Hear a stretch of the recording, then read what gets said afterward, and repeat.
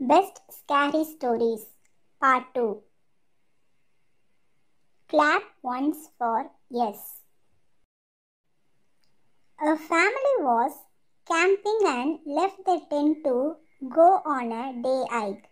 They were a few hours from their campsite.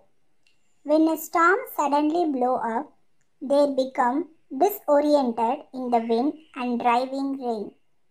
They tried to trace their steps back to the campsite, but became lost in the unfamiliar backcountry. Being experienced hikers, they know once they were lost, it was best to stay in one place than wander in the woods. So they prepared to settle down and wait for rescue. Darkness fell and the family built a fire to keep warm. As they snuggled up against each other and started to drift off to sleep, they heard a noise coming from the trees. "Who's there?"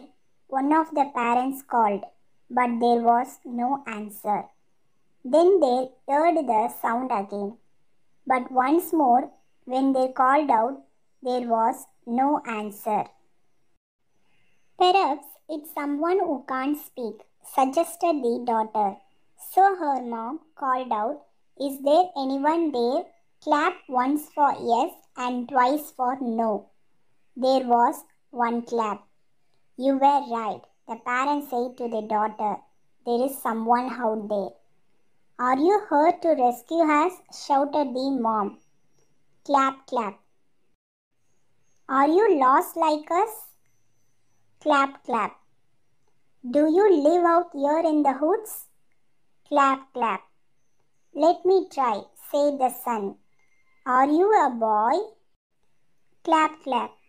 "Are you a girl?" Clap, clap. They all looked at each other puzzled. Thinking he was being funny, the son asked, "Are you human?" Clap, clap. Now the family was scared. "Are you alone?" called the mom. Clap, clap.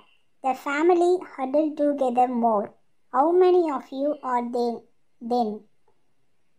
Clap, clap, clap, clap, clap, clap, clap, and clap, full clap.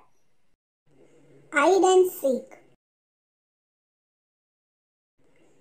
Two sisters were spending the summer at their grandparents' house.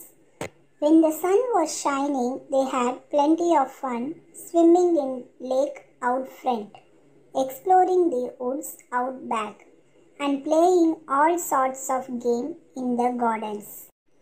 However, one week, toward the end of their stay, it did nothing but rain. The girls had played board games, read books, made things with their craft supplies, and now they were bored. The grandparents' house was large, and the girls thought it would be an excellent place for a game of hide and seek. The younger sister wanted to hide first. She ran off to find a hiding place while her sister covered her eye and began to count to 50. The older sister heard her siblings' footsteps running up the upstairs and along the hallway to the back of the house. After reaching 50, she opened her eyes and went in search of her sister. The girls went into every room. She looked under the beds and in the closets, behind the curtain and behind the doors, but her sister was nowhere to be found. Finally, she reached the only room their grandparents had told them never to enter. She reached out and grasped the doorknob, turning it slowly and pushing the door open.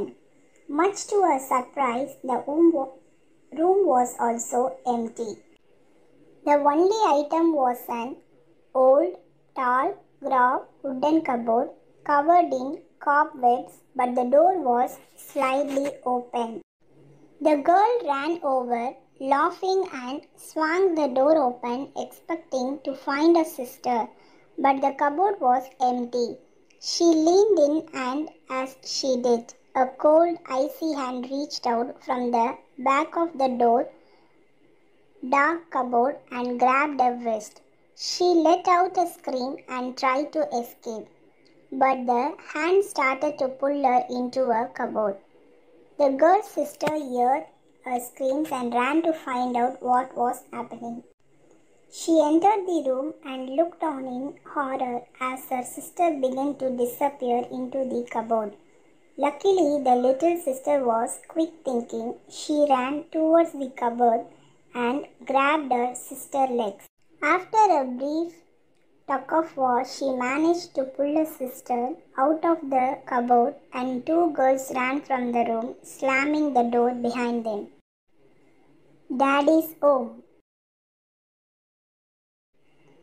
A man and his young teenage son lived together in a small house on the outskirts of town.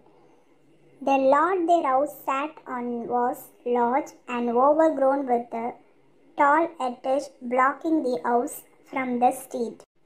One day, the man left on an overnight business trip but took his son's phone charger by mistake. As a result, neither the boy nor his father could charge their phones. Both phones were fully charged at first, but the man was delayed on his way home, and by midnight on the second day, both phones were dead. It was just after this that the boy heard a knock on the front door. He was a sensible boy and knew not to open the door to strangers. Instead, he looked out of his bedroom window onto the drive to see who was there.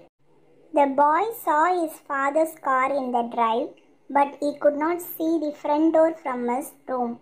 He went downstairs and looked through the pipe hole in the door to see who was there. He could see his father on the other side of the door looking back at him, and the boy reached up to open the door. But something stopped him. "Dad," the boy called out. "Why are you knocking on the door? Did you forget your keys?" The boy waited, but there was no reply, just another knock on the door.